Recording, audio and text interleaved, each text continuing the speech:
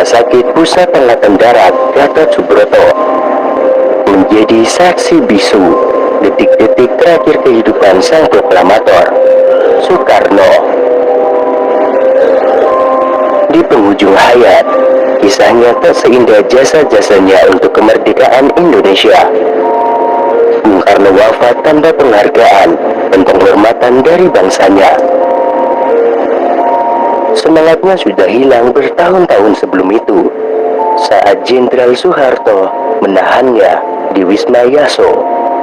Soekarno diasingkan dari rakyat yang dicintainya, bahkan keluarganya pun dipersulit untuk menjenguknya.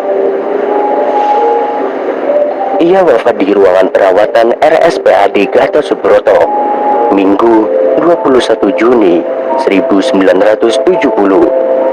Pukul 7:07 waktu Indonesia bagian Barat, akibat mengidap komplikasi ginjal, gagal jantung, sesak nafas, dan reumatik. Sebelumnya, Bung Karno dikucilkan dan dilarang menginjakkan kaki di Jakarta.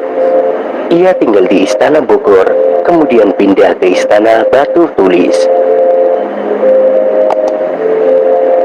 Dalam buku lain berjudul I.R. Soekarno, karya Wajudi Jaja, tertulis bahwa sakit yang diderita Soekarno sejak Agustus 1965 semakin parah. Ia kemudian memohon kepada Soeharto agar diizinkan kembali ke Jakarta melalui putrinya, Rahmawati.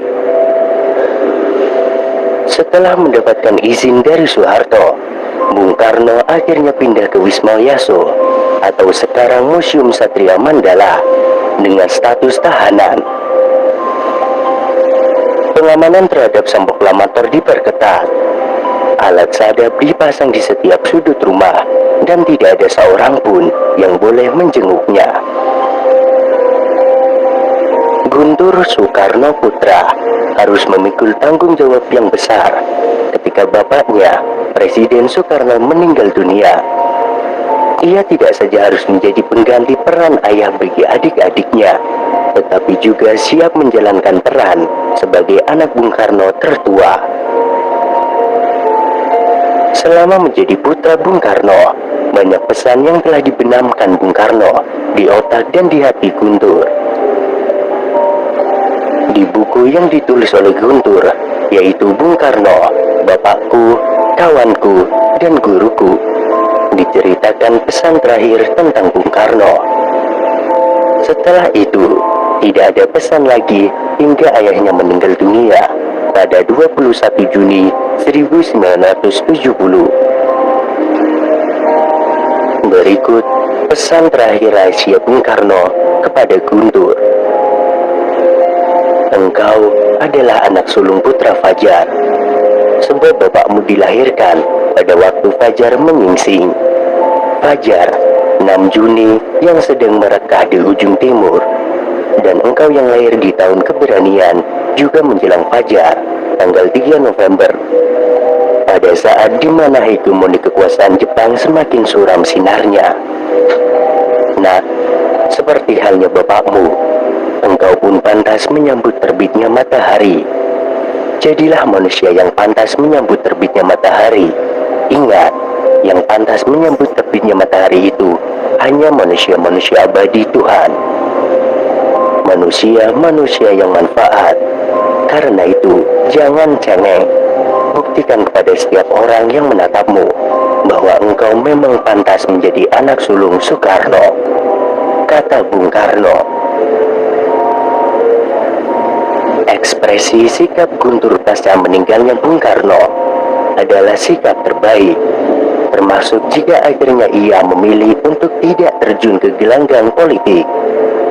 Akan tetapi, dengan sikapnya itulah, kemudian ia dan adik-adiknya relatif bisa bertahan hidup di rezim Soeharto, sebuah rezim yang telah menggulingkan bapaknya, tidak hanya dilengsarkan dari jabatannya, tetapi juga dikungkung atau dikucilkan di Wisma Yaso, tanpa bacaan, tanpa teman, tanpa keluarga. Soekarno sekarat pada 16 Juni 1970. Ia dilarikan dari Wisma Yaso dan ditempatkan dalam sepetak kamar dengan penjagaan berlapis di lorong rumah sakit. Kondisi Bung Karno semakin buruk setiap harinya. Kesadarannya pun menurun pada Sabtu, 20 Juni 1970, pukul 20.30 waktu Indonesia bagian Barat, dan mengalami koma keesokan harinya. Dr. Mahar Marjono kemudian menghubungi anak-anak sang putra Fajar dan menyuruh mereka datang. Tampak di situ ada Guntur, Megawati, Sukmawati, Guru, dan Rahmawati hadir di rumah sakit pada hari Minggu, 21 Juni 1970, pukul 6.30 waktu Indonesia bagian Barat. Pukul 7 waktu Indonesia bagian Barat, Dr. Mahar membuka pintu kamar sang proklamator. Anak-anaknya langsung menyerbu masuk ke ruangan perawatan dan memberondong Mahar dengan pertanyaan. Namun Dr. Mahar tidak menjawab. Ia hanya menggelengkan kepala. Pukul 7 lewat, perawat yang bertugas mulai mencabut selang makanan dan alat bantu pernapasan dari tubuh Soekarno. Anak-anak Soekarno kemudian mengucapkan takbir. Melihat kondisi sang ayah, Megawati membisikkan kalimat syahadat ke telinga ayahnya. Sebelum kalimat itu selesai, Soekarno mengucapkan nama sang pencipta. Allah, Allah, bisik Soekarno pelan seiring hembus nafas terakhirnya. Terdengar suara tangisan pecah dari ruang kamar Soekarno. Pukul 7.07 waktu Indonesia bagian Barat, sang proklamator telah menghadap sang pencipta dan berakhirlah tugas sebagai penyambung lidah rakyat. Sebelum wafat, Soekarno sempat dijenguk Hatta di rumah sakit. "Ah, apa kabar kamu, No?" sapa Hatta dengan penuh kesedihan. Soekarno tak kuasa menahan air mata ketika melihat sahabatnya datang. Ia membalas sapaan itu dengan bahasa Belanda, yang artinya senang bertemu denganmu.